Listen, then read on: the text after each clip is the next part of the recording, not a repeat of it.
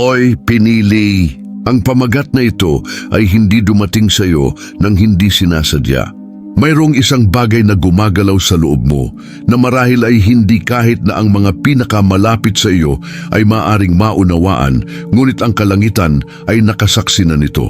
Pakiramdam mo ay nasa ilalim ka ng konstruksyon sa loob na parang ang hindi nakikita ay nakakagulo sa bawat detalye ng iyong buhay. At ito ay eksaktong iyon. Ang Diyos ay kumikilos ng tahimik, naghahanda ng muling pagsilang na magugulat sa buong mundo. Ilang beses mo na bang naitanong sa sarili mo, bakit iba ang pakiramdam ko? Bakit parang wala nang iba pang naangkop? Ang kakulangan sa ginhawa na ito ay hindi tanda ng pagtanggi. Ito ay isang indikasyon na hinuhubog ka ng espiritu para sa isang bagay na mas malaki kaysa sa inaakala mo. Habang ang iba ay nag-iisip na walang nangyayari, ang langit ay nagsusulat ng bagong kwento nito. Sa pagtingin mo ngayon, wala nang makakakita sa pagbabagong anyo na sinimulan na. Ngunit hinuhubog ka ng Diyos mula sa loob upang pagkatapos ay ihayag sa nakikita ang kaluwalhatian na itinatanim niya sa lihim. Ang tahimik na ginagawa ng Panginoon sa iyong buhay ay magiging imposibleng itago dahil siya ang pumirma sa akda. Kapag dumating ang tamang panahon, hindi ka lamang makakaranas ng mga panlabas na pagbabago. Makararanas ka ng isang kumpletong metamorphosis na ibabalik ang iyong pagkakakilanlan, ang iyong lakas at maging ang ningning ng iyong mga mata. Ang mundo ay mamangha sa bagong bersyon mo na malapit ng lumitaw, hindi dahil sa merito ng tao, kundi dahil ang kamay ng Diyos ay nasa iyong buhay. Kaya maghanda, ang bawat linya ng script na ito ay isinulat upang buksan ang iyong espiritual na mga mata at i-activate kung ano ang inilabas na sa hindi nakikita. Nais ng Espiritu ng Diyos na akayin ka sa paglalakbay na ito ng pagbabagong anyo, kung saan ang sakit ay nagiging layunin, ang katahimikan ay nagiging tugon, at ang iyong buhay ay nagiging buhay na patotoo. Bago magsimula, samantalahin at mag-subscribe sa channel, i-activate ang mga abiso at magkomento sa ibaba ng 99 bilang isang propetikong gawain na tinataka na naniniwala ka sa gagawin ng Diyos dahil ito ay simula pa lamang ng makalangit na pagkilos na malapit nang sumabog sa iyong buhay. Napapansin mo na ba na ang ilan sa mga pinakadakilang gawa ng Diyos ay nagsisimula ng tahimik, halos hindi mapapansin? Ito ay tulad ng binhi na nakatago sa lupa. Walang nakakakita ng proseso, ngunit sa loob nito ay may isang makapangyarihang bagay na nangyayari na. Gayon din sa iyo. Ang kalangitan ay nagsimula na sa loob mo ay maaaring hindi man lang mapansin ng mga mata ng tao. Ngunit ito ay ganap na gumagalaw sa di nakikita. Ang pagbabagong ito ay hindi nakasalalay sa pagkilala, palakpakan o pagsang-ayon. Ito ay ipinanganak mula sa isang supernatural na ugnay na sumisira sa mga hadlang at sinisira ang mga lumang siklo. Ang tila walang tigil ay muling ginagawa mula sa loob, sa mga lugar na hindi maaabot ng sinuman. Ang Espiritu ay kumikilos sa mga lugar ng iyong puso na hindi mo alam kung paano baguhin. Kaya naman kung minsan ay nakakaramdam ka ng awkward, wala sa lugar o kahit na hindi nauunawaan. Dahil may bagong umuusbong sa iyo na hindi na tumutugma sa mga lumang hulma, ang dating pumipigil sa iyo ay hindi mo na kayang pigilan. Mayroong isang banal na pagkabalisa, isang tanda na ang hindi nakikitang bagay ay malapit ng maging nakikita. Huwag asahan na maiintindihan ng lahat ang prosesong ito. Si Jesus mismo ay namuhay ng isang panahon ng di nakikitang paghahanda bago siya ipinahayag sa sanlibutan. Gayon din sa mga nagdadala ng walang hanggang layunin. Itinatago ka ng Diyos sa loob ng ilang sandali at pagkatapos ay inilalantad ang gawain na nilagdaan niya mismo sa iyong buhay. At sa lugar na iyon, kung saan walang nakakakita, ikaw ay nakahanay. Bawat sakit, bawat katahimikan, bawat gabi na akala mo ay walang nagbabago, lahat ng ito ay bahagi ng plano ng Diyos. Ang kalangitan ay hindi nangangailangan ng mga searchlight upang gumana, Kailangan lamang ng langit ang iyong kahandaan na magtiwala sa di nakikita. Maghanda ka dahil ang metamorphosis na nagsimula sa loob mo ay mawawala. Kung ano ang tahimik na hinuhubog ng Diyos ay magniningning sa harap ng lahat at imposibleng baliwalain, ang di nakikitang bagay ay malapit ng magkaroon ng hugis. At kapag nangyari ito, kahit na ang mga nag-aalinlangan ay makikita na ito ay kamay ng Panginoon, ang sakit ay hindi kailanman dumarating ng walang dahilan. Kahit na nais ng puso na maniwala na ito ay masamang kapalaran, bigat o pagtanggi, mayroong isang nakatagong layunin sa likod ng bawat luha. Ang kakulangan sa ginhawa na nararamdaman mo, ang pakiramdam ng hindi pag-aangkop ay hindi parusa. Ito ang pait ng Diyos na pinuputol ang brilyante na nakatago sa loob mo. Ang tila walang laman ngayon ay talagang binubuksan ang espasyo para sa kaluwalhatian na darating. Hindi sinasayang ng langit ang pagdurusa. Ginagawa niyang panimulang punto ang bawat sugat para sa isang bagong bagay.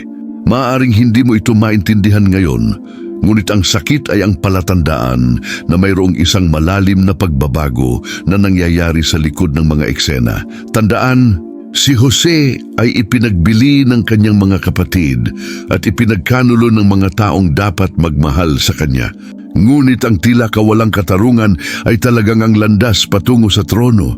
Sa parehong paraan, kung ano ang pumuputol sa iyo ngayon, naghihiwalay sa iyo at nagpaparamdam sa iyo na wala ka sa lugar, ay kung ano ang naghahanda sa iyo na sakupin ang puwang na inilaan na ng Diyos. Yun ang dahilan kung bakit hindi ka maaaring sumuko sa kalagitnaan ng proseso.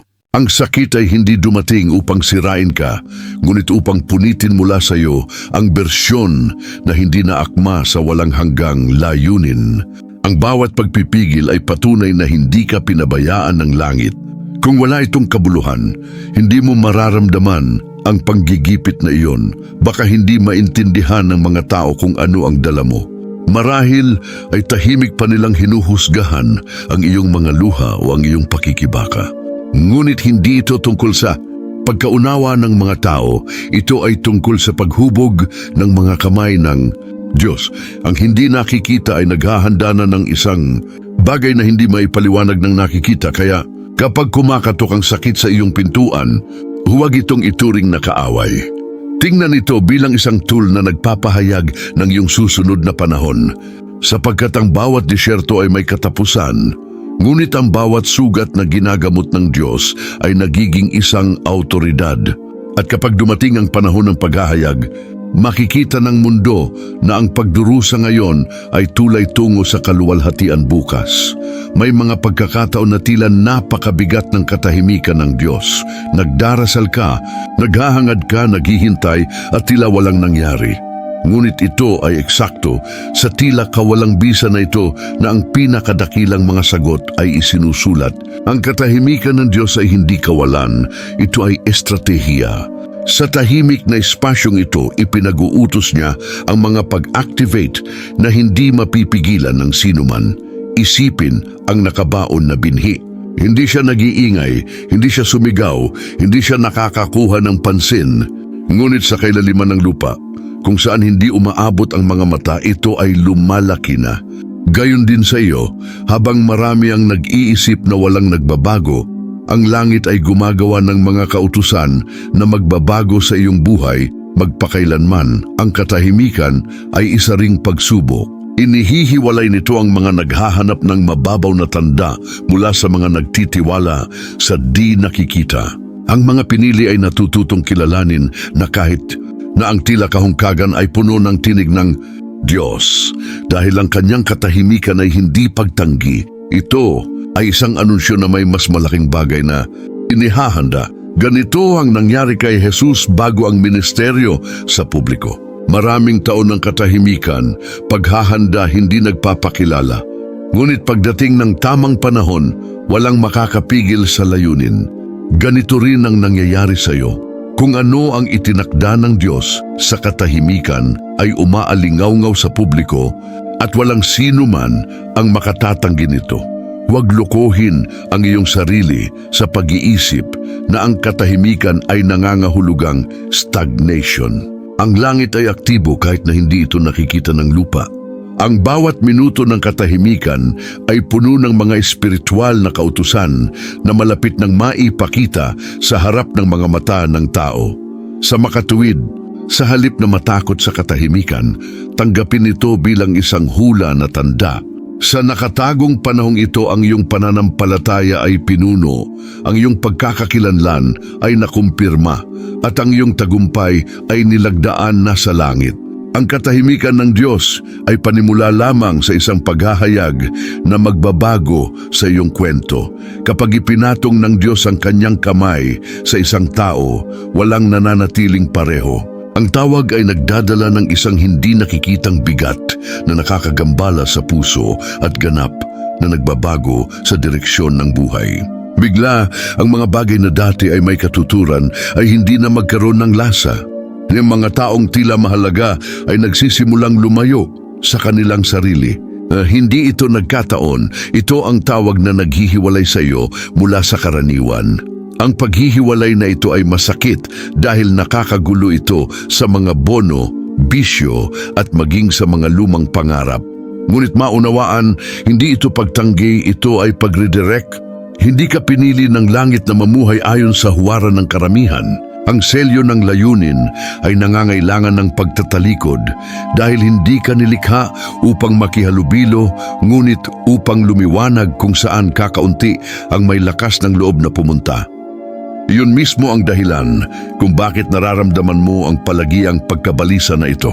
Habang ang iba ay nasisiyahan sa kaunti, ang kanilang espiritu ay sumisigaw para sa higit pa. Ang panloob na tinig na iyon na hindi nagpapahintulot sa iyo na manirahan para sa isang mababaw na buhay ay ang katibayan ng panawagan. Itinalaga ka upang dalhin ang isang bagay na hindi kayang ibigay ng mundo. Sa Biblia, narinig ni Abraham ang tinig na nanawagan sa kanya na lisanin ang kanyang lupain at iwanan ng lahat. Si Moises ay pinaghiwalay sa ilang bago, pinamunuan ng isang bansa. At ikaw rin ay dinala sa mga lugar ng kalungkutan at pagbabago, hindi upang makalimutan, kundi upang makabuo sa lihim. Ang tawag ay hindi lamang naghihiwalay, nagpoprotekta rin ito. Pinalayas nito ang mga taong hindi susuportahan ang bigat ng iyong misyon. Tinatanggal ang mga sitwasyon na maubos ang iyong enerhiya, pinuputol ang mga siklo na susubukan na nakawin ang iyong pagkakakilanlan. Ang lahat ng ito ay pag-aalaga ng Diyos na naghahanda ng daan para sa mga bagay na darating. Tanggapin ang paghihiwalay bilang patunay ng pag-ibig ng Ama. Ang mga ordinaryong tao ay maaaring manatili kung nasaan sila. Ngunit ang mga pinili ay hindi maaaring tumayo ng tahimik. Ang pagkabalisa na nararamdaman mo ay ang kumpas ng kalangitan na nagtuturo sa iyo sa ruta ng iyong tunay na misyon. Kapag nagpasya ang Diyos na mag-renew ng isang tao, hindi lamang ito isang bagay ng pagbibigay sa kanila ng isang bagong simula. Ito ay isang bagay na supernatural na lampas sa kayang ipaliwanag ng isip ng tao. Hinaantig nito ang pisikal, emosyonal at espiritual na ibinabalik ang kabataan ng kaluluwa, ang lakas ng mga puwersa at maging ang kagandahan na tila nawala. Ang liwanag ay hindi tao, ito ay pagmumuni-muni ng kawalang hanggan. Ang pag-renew na ito ay hindi nagmumula sa mga panlabas na paggamot, ngunit mula sa presensya na naninirahan sa loob mo. Para bang ang bawat selula ay nabubuntis ng buhay ng espiritu. Ang pagkapagod ay nagsisimulang magbigay daan sa enerhiya, kalungkutan sa kagalakan, kawalang interes sa simbuyo ng damdamin para sa pamumuhay.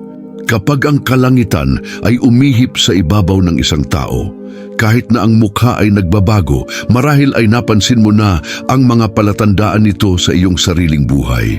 Mga araw na gumising ka ng mas magaan, kahit na walang maliwanag na dahilan. Mga sandali kung kailan ang iyong pag-asa ay muling nabuhay ng walang paliwanag. Hindi ito psikolohikal. Ito ay ang banal na espiritu na nagpapanibago sa iyo mula sa loob, nagpapaalala sa iyo na marami pa ring dapat mabuhay. Sinasabi sa atin ng Biblia ang tungkol kay Caleb na sa edad na 85 ay may lakas pa rin siya tulad nung bata pa siya dahil ang pangako ng Diyos ay nagpatibay sa kanya.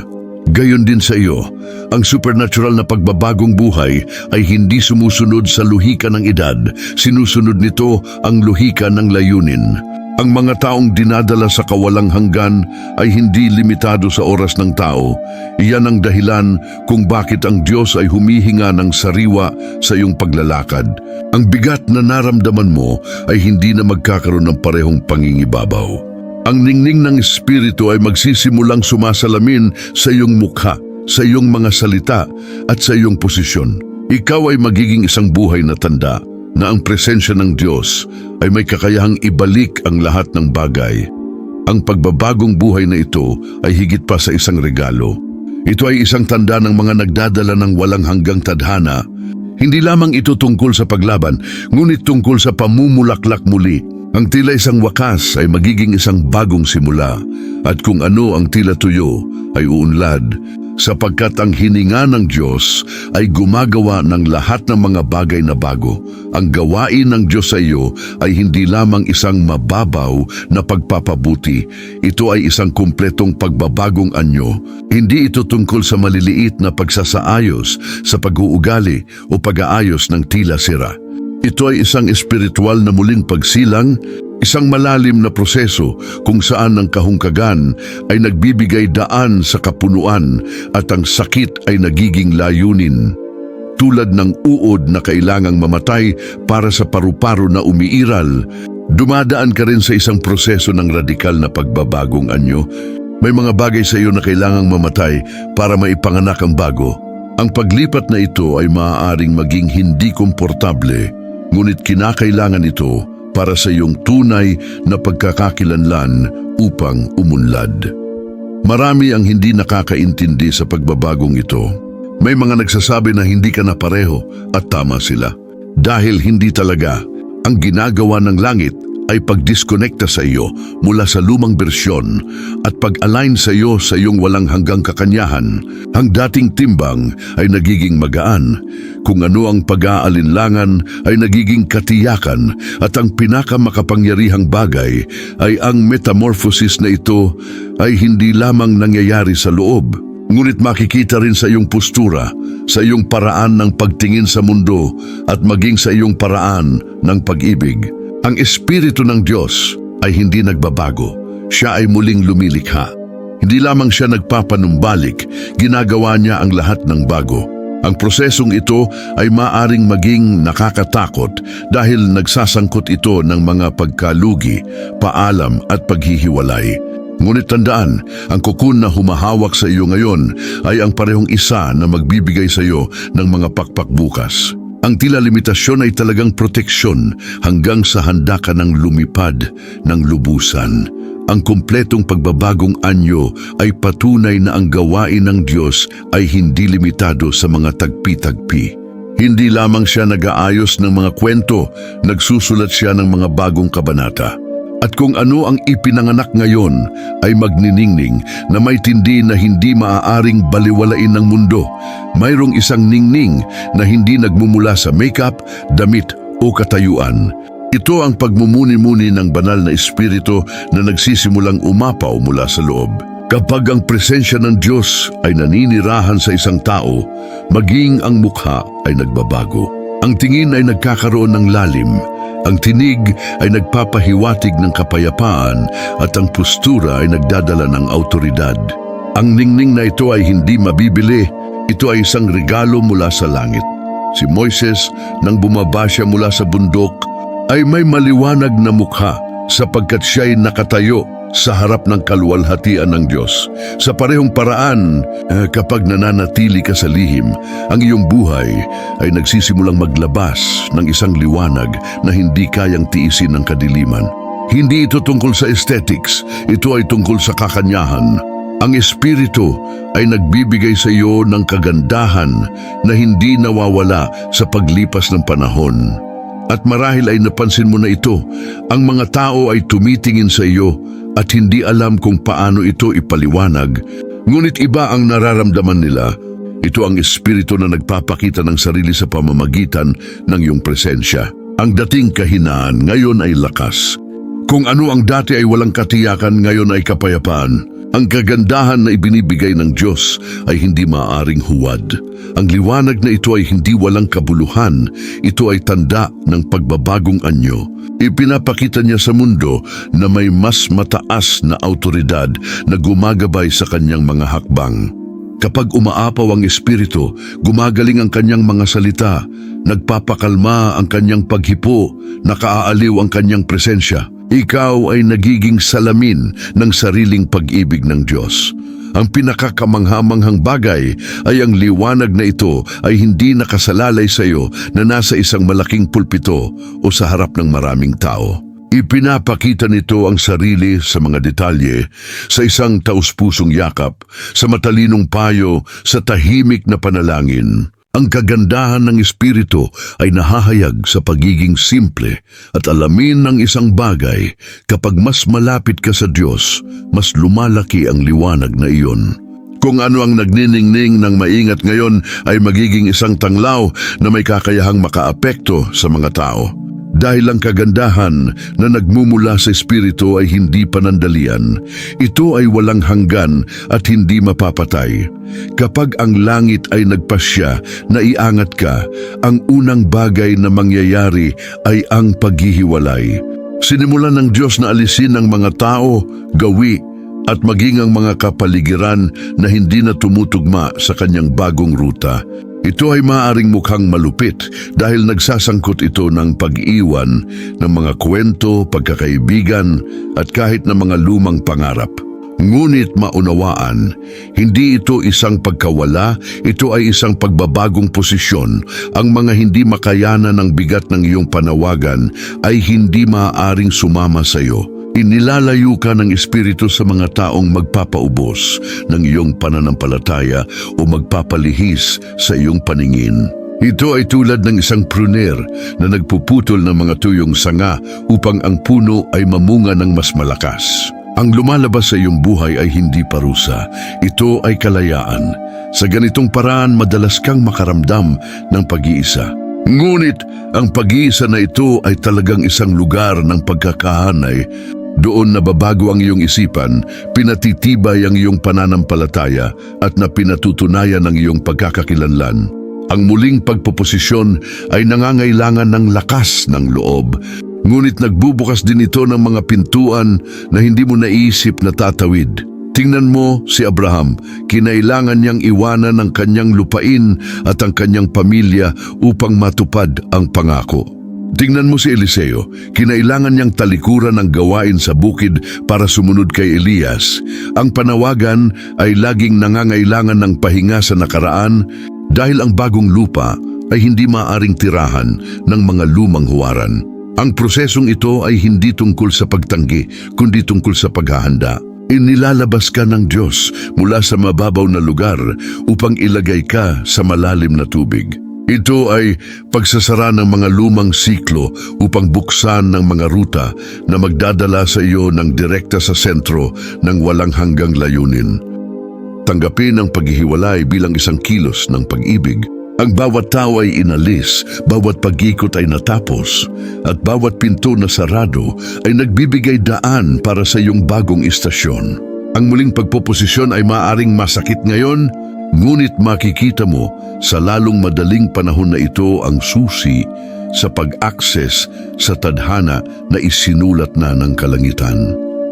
Ang isa sa mga pinakadakilang himala na ginagawa ng Diyos sa isang tao ay hindi sa mga panlabas na bagay, kundi sa pagpapanumbalik ng pagkakakilanlan. Ang kaaway ay palaging sinusubukan na baluktutin kung sino ka gamit ang mga pagtanggi, malupit na salita at traumatikong karanasan upang maglagay ng mga label na hindi kailanman sa iyo. Ngunit kay Kristo, ang mga label na iyon ay bumabagsak at makakakuha ka ng isang bagong pangalan. Ang pagpapanumbalik ng pagkakakilanlan ay hindi na nakasalalay sa pagsang-ayon ng tao. Hindi mo na kailangang patunayan kahit kanino dahil nabuklod ka na ng langit. Para bang binubura ng Espiritu ang bawat kasinungalingan na isinulat laban sa iyo at pinalitan ito ng walang hanggang katotohanan. Ikaw ay isang anak, tagapagmana at pinili ng Diyos. At yun mismo ang nagbibigay sa iyo ng katatagan. Ang dating nanginginig sa kanyang tiwala ay wala ng lakas. Ang mga kritisismo, paghahambing at paghatol ay nawawalan ng kapangyarihan sapagkat ang iyong buhay ay hindi na sinusuportahan ng mga opinyon kundi ng salita na inilabas ng Diyos mismo tungkol sa iyo. Nang mabautismuhan si Jesus, bago gumawa ng mga himala o sinundan ng mga tao, ipinahayag ng Ama, "Ito ang sinisinta kong anak na lubos kong kinalulugdan." Ipinapakita nito na ang pagkakakilanlan ay nauuna sa misyon.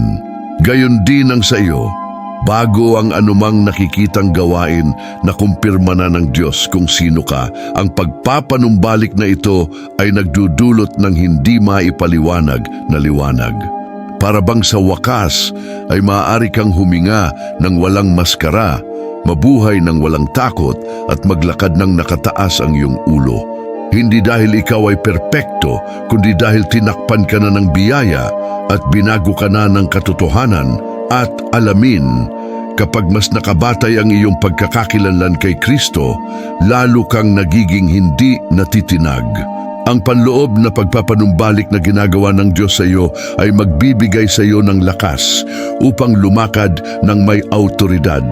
Nang hindi umaasa sa pagsang-ayon ng sinuman, sa katiyakan lamang na ikaw ay kabilang sa langit, ang pagbabagong anyo na sinimulan ng Diyos sa iyo ay hindi isang nakahiwalay na kaganapan. Ito ay isang paglalakbay. Hindi lamang niya sinisimulan ng gawain, sinusuportahan niya, hinuhubog at ginagawang perpekto ito hanggang wakas. Ang Espiritu ay patuloy na gumagana kahit na hindi mo ito namamahala. Ang bawat detalye ng iyong buhay ay pinagtagpi ng banal na pasensya. Hindi ito tungkol sa pagmamadali, kundi sa proseso. Hindi binitawan ng magpapalayok ang sisidlan sa kalagitnaan. Ito ay umiikot, humihigpit, nagpapakinis, nag-reduce. Gayon din sa iyo. Sa ngamaw, ang tila tumatagal ng oras ay ang garantiya na walang mangyayari na hindi matatapos. Ang langit ay hindi nagtatayo sa pamamagitan ng kalahati. Ang langit ay nagtapos at sa paglalakbay na ito may mga araw ng pagunlad at mga araw ng katahimikan. Ngunit pareho silang bahagi ng iisang gawain. Kahit na ang mga sandali na nararamdaman mo pa rin ay puno ng mga aral at hindi nakikitang pagpapalakas. Ang Diyos ay hindi kailanman nag-aaksaya ng oras. Sinasamantala niya ang bawat panahon upang ihanda ka. Isinulat ni Pablo, ang nagpasimula ng isang mabuting gawa sa inyo ay tiyak na tatapusin ito hanggang sa kaarawan ni Kristo Jesus. Ang pangakong ito ay buhay, ito ay aktibo, ito ay personal. Gaano man karami ang kulang, ipinag-utos na ng langit na maabot mo ang ganap na katuparan ng layunin. Nangangahulugan ito na hindi mo kailangang pasanin ang bigat ng pagbilis ng mag-isa. Hindi sa pamamagitan ng lakas nito o sa pamamagitan ng lohika nito, kundi sa pamamagitan ng hininga ng Espiritu na ang lahat ay magkakahanay. Ang iyong bahagi ay manindigan ng matatag na nagtitiwala na kahit ang likod ng entablado ay nasa ilalim ng kontrol ng Diyos. Ang patuloy na gawain ng Diyos ay patunay ng pag-ibig. Hindi kanya pababayaan sa kalagitnaan ng proseso, kasama kaniya hanggang sa huli. At kapag ang buong larawan ay inihayag, makikita mo na ang bawat hakbang, kahit na ang pinakamasakit, ay isang kailangang-kailangan na piraso ng kwento ng kaluwalhatian na nakasulat na para sa iyo. Hinirang, ngayong nalampasan mo na ang bawat bahagi ng mensaheng ito, imposibleng hindi mapansin na mayroong isang di nakikitang sinulid na nag-uugnay sa lahat. Ang Diyos ay gumagalaw na sa loob mo. Ngunit ang malaking tanong ay, ano ang gagawin mo dito? Hahayaan mo bang magpatuloy ang gawaing ito ng tahimik na humuhubog sa iyong buhay o maaabala ka sa mga tinig ng mundo? Marahil ngayon ay nasa kalagitnaan ka ng proseso. Nakadarama ka ng sakit, katahimikan o paghihiwalay. Ngunit paano kung may eksaktong palatandaan na ang layunin ay mas malapit kaysa dati? Naranasan mo na bang isipin na ang kalungkutan na nararamdaman mo ay patunay na hindi ka pinabayaan ng langit? Panahon na para manindigan. Panahon na upang yakapin ang hindi nakikitang pagbabagong anyo na nagsimula na kahit na hindi pa nakikita ang lahat ng mga resulta. Sapagkat sa tamang panahon ang nakatago ay magiging imposibleng balewalain. Ang hindi nakikita ay magiging nakikita at tinatanong ko kayo, handa ka bang hayaang tapusin ng Diyos ang gawaing ito hanggang wakas? Handa ka na bang dalhin ang liwanag at kagandahan ng Espiritu kahit na nangangahulugan ito ng pag-alis sa mga lumang siklo? Kung ang salitang ito ay nagsalita sa iyo, huwag mo itong itago sa iyong sarili. Ibahagi, magkomento sa ibaba ng nagtitiwala ako o tumatanggap ako upang iposisyon ang iyong sarili sa pananampalataya. Sabihin mo na lang na naniniwala ka sa pagbabagong anyo na nangyayari na.